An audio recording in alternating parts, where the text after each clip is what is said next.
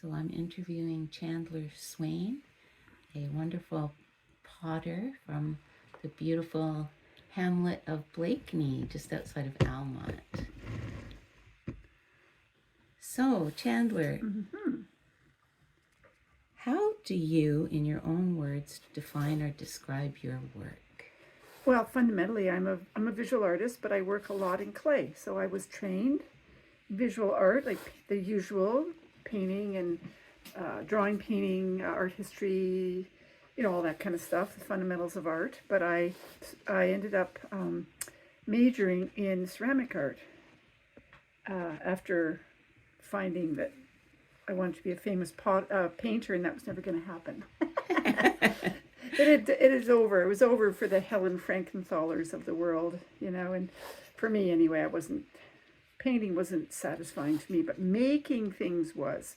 And I really like the almost like humble nature of pottery, like actually like making things that people just like to have to use for daily living. It seemed like a really kind of a useful, honorable thing to be doing as an artist. And I wasn't getting what I was supposed to do in the fine art world, or the sort of more painting and sort of that kind of thing. So that's what I do. I'm a potter. I love that. Yeah, and I love the notion of craft and the tradition of it. I love it that it's been a part of human endeavors for so long, working with materials. So that's what I do.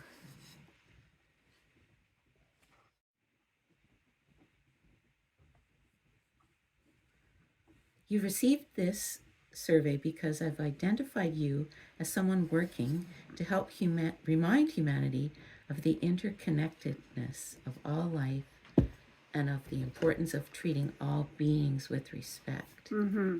Do you agree that the interconnectedness of all life relates to your artistic expression? How or how not? Yeah, I think about that a lot. I think it's really important, and that there's no endeavor that anybody does, no breath that anyone takes, that is interdependent from, is out of the indebtedness of the big circle of life. And the minute that we transgress that, the ripple effects are, from like this sort of squashing of a beetle to the bombing of a city. Those ripple effects that pan out. And I liked a lot of things about ceramics in that it's a very kind of arcane, kind of weird thing to be doing in the 21st century. Kind of unnecessary, but it's very much the idea that people will use handmade ceramics made by someone who did it with embodying their best soul that was within the work. Yeah, and it's it's this kind of work, the material arts like craft, like handmade ceramics. It's a little bit of an antidote to the fast-paced digital world in a way.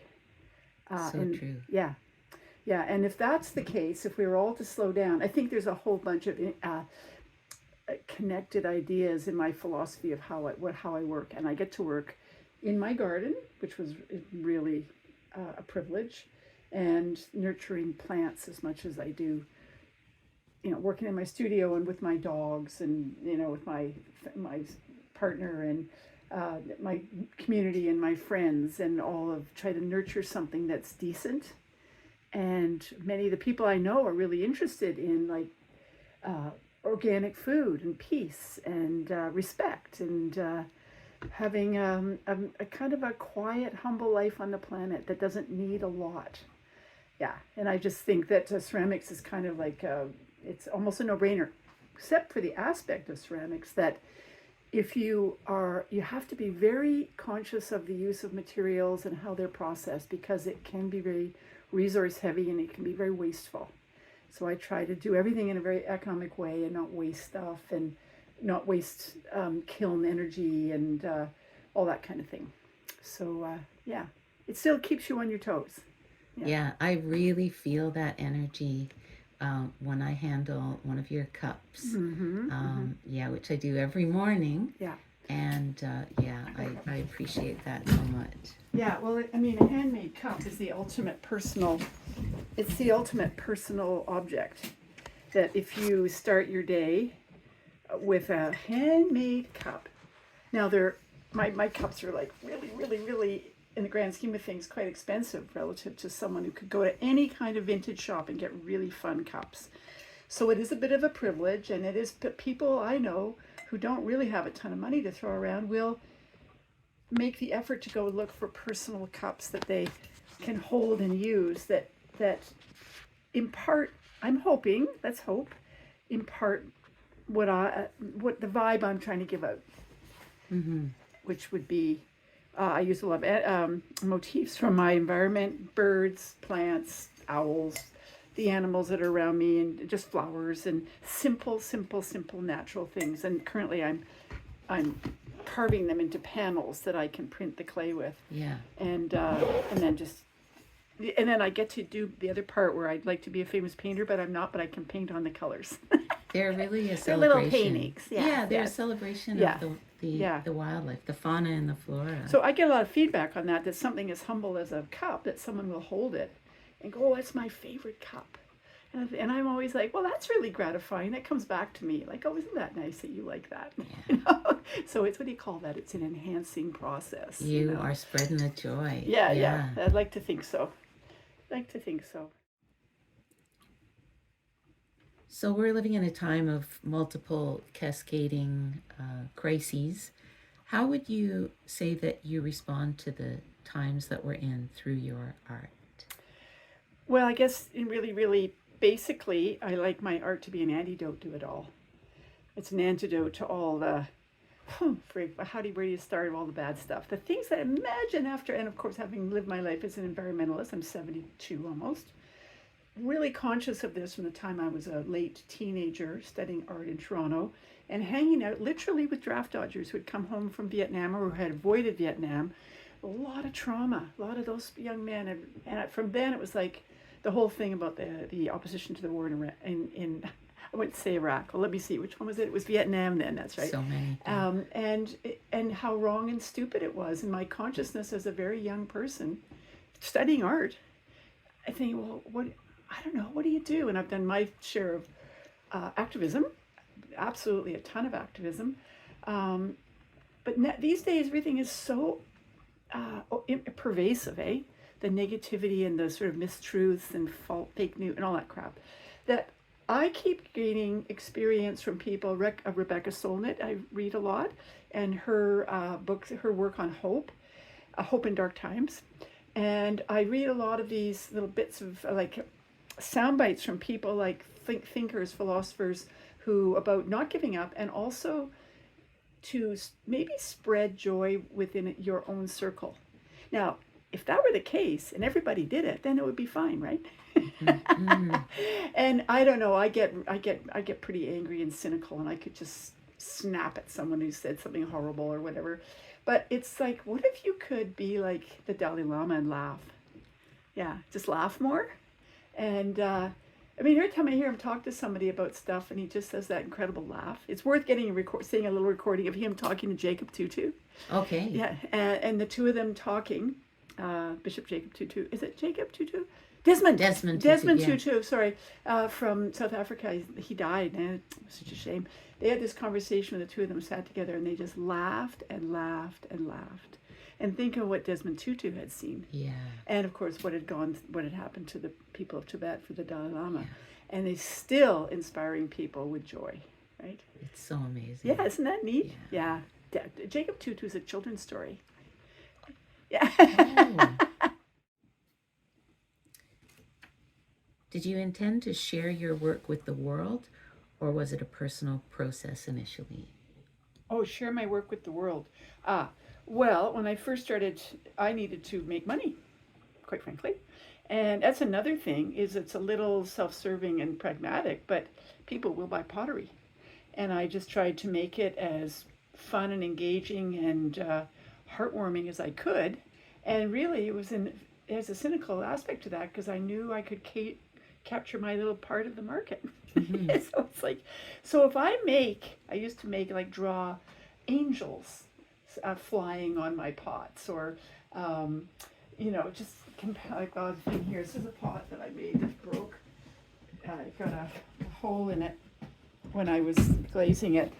But it's a flying kind of sky goddess, and she's singing. Oh, See, and that's I used to draw on them and make these. There she is. I remember that She's era. flying Yeah. around the pot. It's a little painting, which I get to do the painting. And this one I used to use a potter's wheel, and they were little sugar thingies, and that's. So it was very in terms of getting my work out in the world. Well, I thought, well, the way to do this is how can I make it the most alluring? A lot of people making pottery, but I had to make money to just practically speaking. So that's how I started it, which I don't know have I answered your question at all?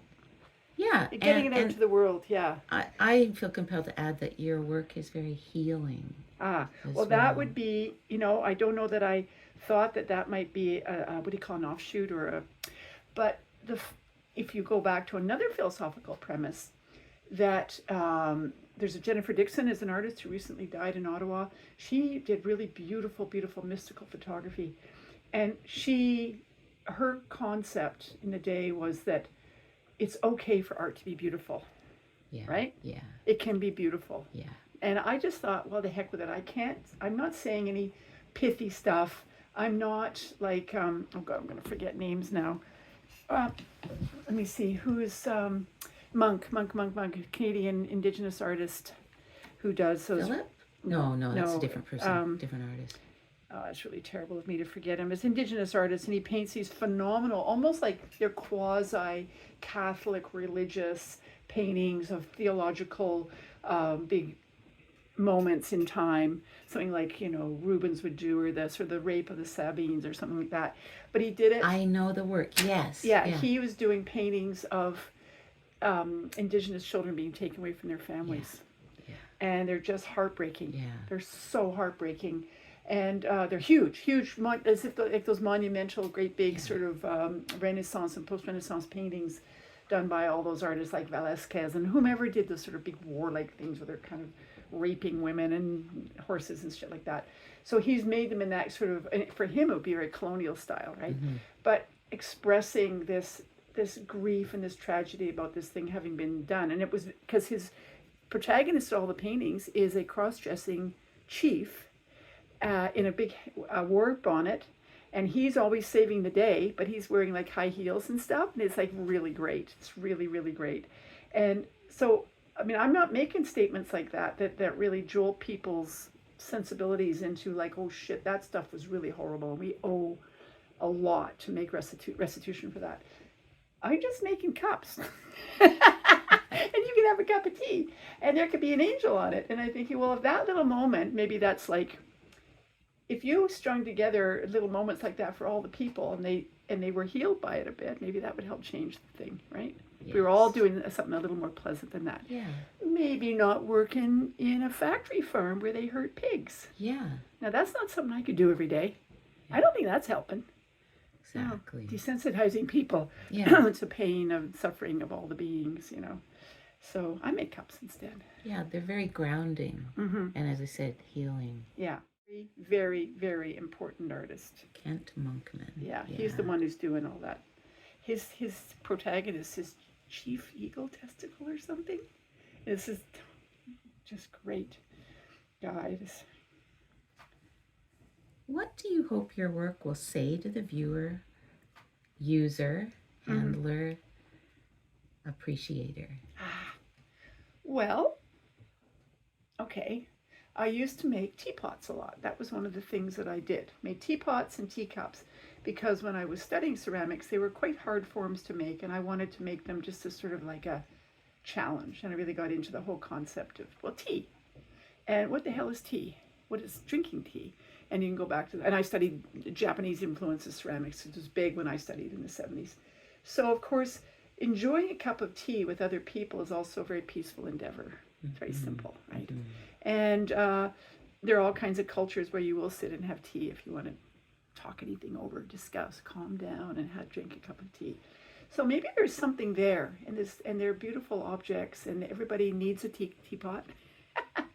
So, I guess that's what I was sort of hoping, that people would just have quiet moments of enjoyment and stop. Yeah. Yeah. It reminds me of the whole slow movement. Yeah, slow movement. Like it's not grabbing a coffee in a styrofoam thing Yeah. and then throwing it away 2 seconds later. An antidote to the grind culture. Yeah, yeah, and a bit of an antidote. And I don't think I did it consciously. It was just part of being a potter. But I'll, if I can, just I'm gonna put my hands on something. They're right here.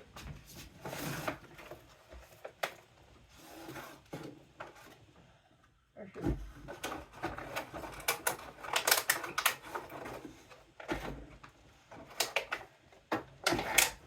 here. This is pretty neat. Okay.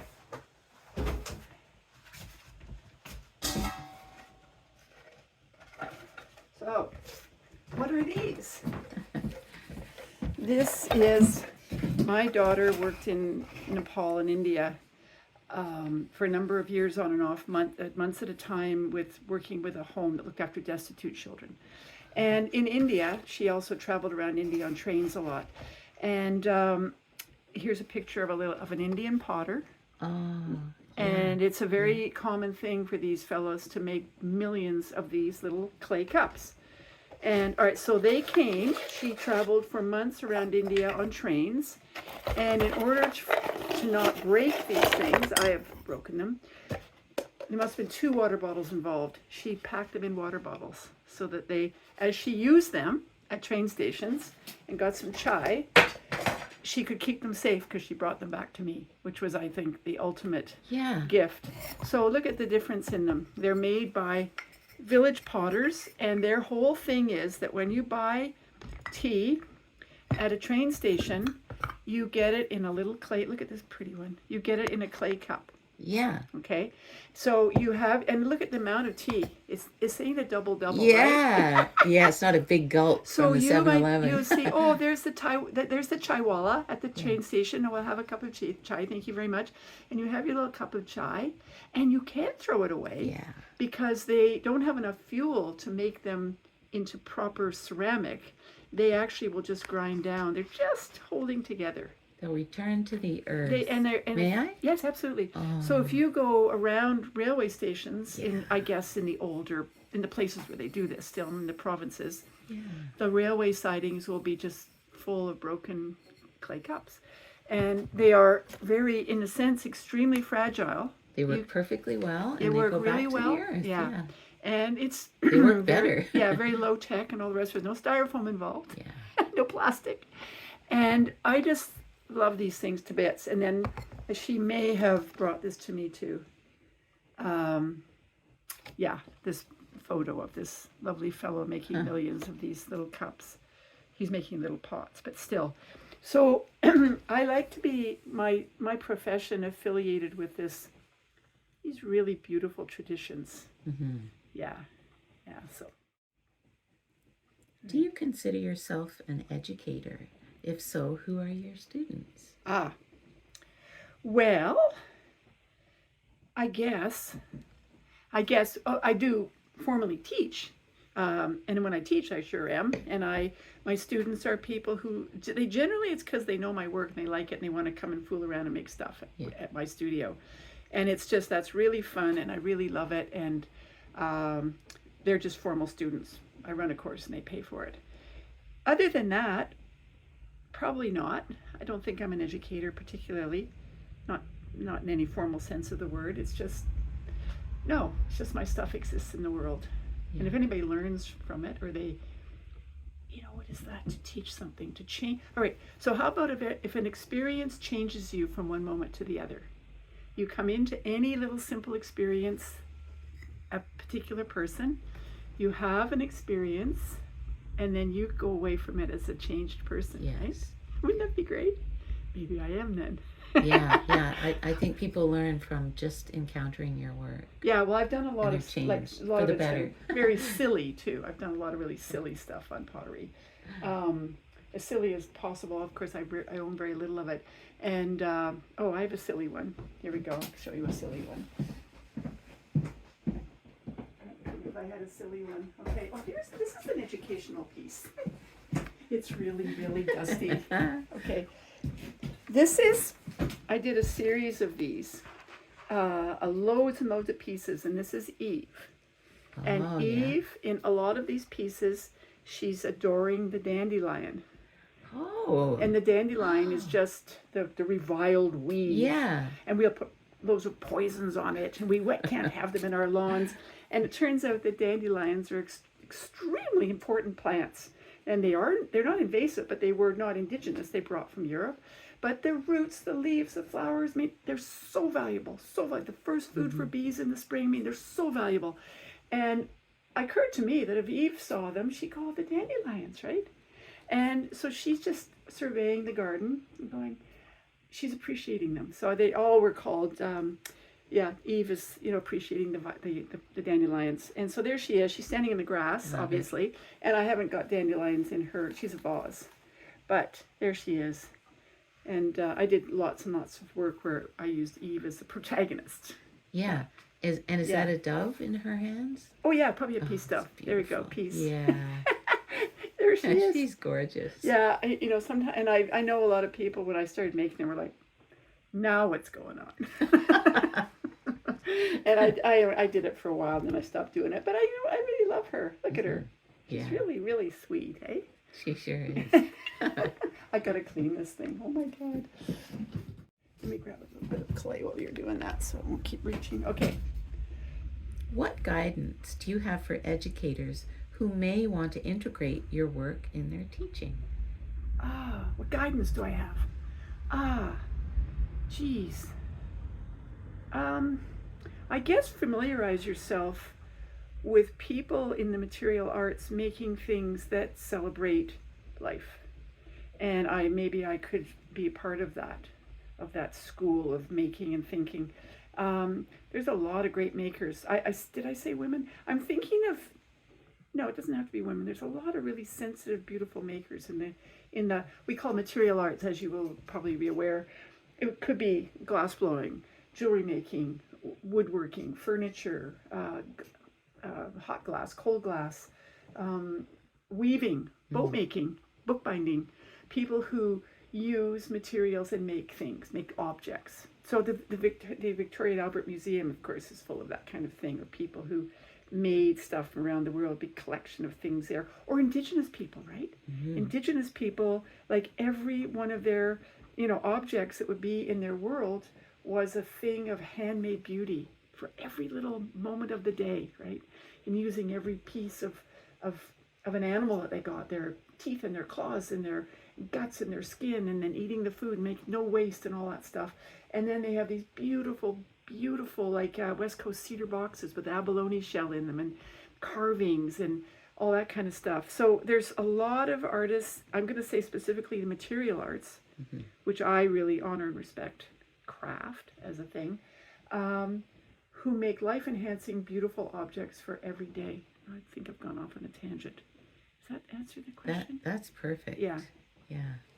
I made tangents. Okay. What makes you laugh and what delights you? Oh God! Currently, an antidote to the dark place we're in, and it's unfortunate that when I'm tired, I will look. My friends send me hilarious little videos on Instagram. I like really stupid stuff. I like you and me both. Yeah, I like stupid stuff and ridiculous stuff, and great silly videos. I like old comedians. People will like send me a clip of I don't know if you remember Carol Burnett. People who it's not in our lexicon right now, of these kind of old comedians doing stupid stuff like Laurel and Hardy or something. And it's just sweet humor, very sweet humor. Oh, the sweetness. Silliness. Carol Burnett, honestly, or something like that, something silly. And that's what what was the question? What makes you laugh and what delights you? Yeah, and just funny people, like silly stuff. All right, so a story. This kind of thing just cracks me right up. And you may have been around when my husband Mike was telling this story way back in the hippie days, and he was living out in the West Coast, and they had their little first kid in a teepee with a midwife, and they had no electricity or anything, and the midwife was there, and And Mike was in his late 20s likely, and his partner, they had their beautiful little baby, and they were in a little cabin off the beaten track on Vancouver Island, and there was he said there were blackberries growing in the window, and there's a gas lamp. I mean, this is the sort of world. It was just so very benign and beautiful, and they met a bunch of hippies there, which is why they ended up staying instead of doing the responsible thing, like getting back to where they're meant to be, where the doctor was and stuff. Yeah. But anyway, they have the little baby, and they go to someone's invited them to a backyard party, and it's all like-minded souls. This is the mid-70s. Okay, so this is full on long hairs and people in Indian clothes and all this stuff. They go into a backyard of somebody's place. There's a big circle of people, and for him there was only one chair left. And I just love this setup. The visuals on this, I just cracks me up every time. You know those great big Morticia chairs, like a Yes. woven, maybe an Indonesian chair, a beautiful thing that looks and he says like the king should sit in it, right? So he goes, oh, there's only one chair left. So he goes over and he sits in it. But it breaks immediately, and he falls through it and falls back, so that his feet are in the air. Okay, now it would just crack up because no one laughed or helped him. Right? Isn't that part is the best part for me? And he says, "Well, I was just stuck with my feet up in the air. I didn't know these people." Right? I just thought that for me, that just every time he tells the story, I just crack up. Yeah. So that's like absurd moments in how people relate to stuff and act around things. Yes. I love it. Yeah. All right. And lastly, is there anything else you'd like to share about creativity, the creative process, or changing the world? Well, yeah. Right now, okay, so my immediate thought on changing the world, that first, is that I'm a grandmother. And I'm a bit of a chicken shit, because I'd really like to be I can make a reference to something. I really don't like the concept of the Raging Granny, sort of a popular thing where they'll have some stupid vote against something, and all these old ladies who are probably grandmothers, they send them out in like funny little hats, and they sort of sing a song about the issue, but to the tune of She's Coming Round the Mountain, and they're all in like aprons and bonnets and stuff. It's like, no, I don't want to be like that. And they call them Raging Grannies. It's like, no, I am raging. And I'd like it if there could be like a giant posse of women that could be and create blockades, and I would be part of it. I don't know how to pull that together. And usually, this is an unfortunate thing, with very many people I'm around, if I suggested something, I could clear a room. People are like, oh shit, I don't want to get into that. I'm out of here. And I would love that you could be part of a movement that was extremely serious, very peaceful, and just resistant to the crap. Mm-hmm. And that's what I would like to do. But it was the first part of the sentence, and I forget what it was now. Yeah. It was just anything else about creativity, the creative process. Well, I think that thinking of stuff like that is part of the creative process that we need now. Yeah. And I do find that I remember having in design school back in my 20s. I had a great design teacher at Sheridan School of Design, and we taught this concept. And I remember at the time going, what the hell does that mean? Lateral thinking. Like you take an idea and you can't go forward, and regressing is not a point. Like, how the hell do we improve this design? And the concept of lateral thinking, moving across this really wide space of solutions. And I've always kind of thought that, where people say, well, you can't do that. I go, well, why not try this? And exactly in my own work, I say it to myself a lot. I wonder what will happen if I do this. And I like the idea of like creative thinking to solve problems. It seems to me, the stuff that's going down now, there's a lot of trying the same thing that didn't work before. What's that saying? That there's something about that. The irony and the definition of insanity. Definition of insanity, doing the same thing over and over again. Expecting different results. Expecting different results, exactly. And I sometimes at politics, I'm going, what is not everybody else noticing how pointless this is? Yeah. I think those who have studied history have much better insight, because they do see that. This has been tried before. Yeah, and on the other side of it is like, oh, I don't know how we're going to do that. And it's like, the people in Sweden are already doing it. It's working for these Denmark and Sweden and all these countries that have a high, quality of life. they're doing that. We could do that. It's already been done. Or we're gonna have like, what do you call that? We're gonna study it. We're gonna study the possibilities. There you go. Yeah. Anyway, Yeah. yeah. So I don't know. Yeah. I'm trying to make this bird sing for the end. Here we go. Yeah, I've been enjoying watching your hands. And I gotta put eyes on it though. Hang on. Isn't that funny? Doesn't that strike you as crazy that there's this people who are living in a certain way with great solutions, and you're in a country where they can't figure it out, and they're spending all this money and doing it wrong, like light rail in a northern country. Yeah. Like, come on. I find it also disrespectful that people don't say, let's look at solutions that have already worked. Save everybody money and time. And yeah. Which probably goes back to why the grandmother should be running things, because we've always had to be very practical.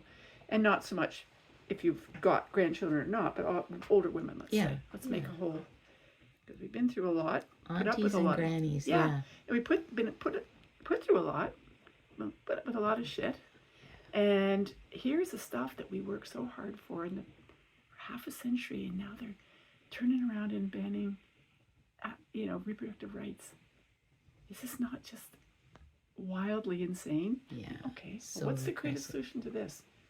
And I think it would be, women going to, marching en masse, like the Women's March. After the first time that Trump was elected, it didn't even summon one up this time. There was a little one, but it was like people were already, what do you call it? Like disinspired? What's that word? Disillusioned. Disillusioned. Yeah. Like, Yeah. Anyway. In shock. Shock, probably. Shock, yeah. But, yeah, we need the Women's March. And then you got all those women in the States who think that shit is good. Ew. Yeah. Anyway. This isn't exactly a wren. Wrens have these cute little fat bodies and a little tail that goes boop, and they're singing. Aww. I have a wren in my garden. Well, I don't know if it's the same one, but it comes back every year. And I didn't know what it was for the longest time. And now the clay's getting too hard. But this is how I could spend all my days. Yeah. It's very, Here we have a little eyeball. meditative and contemplative and healing. Yeah. Why not just make birds and stuff? Yeah, 'cause it reminds us how varied and precious the birds are. Yeah. Well, yes, and and why I get people, a lot of the artist friends that I share stuff with. We are all there's so many people doing fantastic work that has natural stuff in it. Because what else? What better subject after all?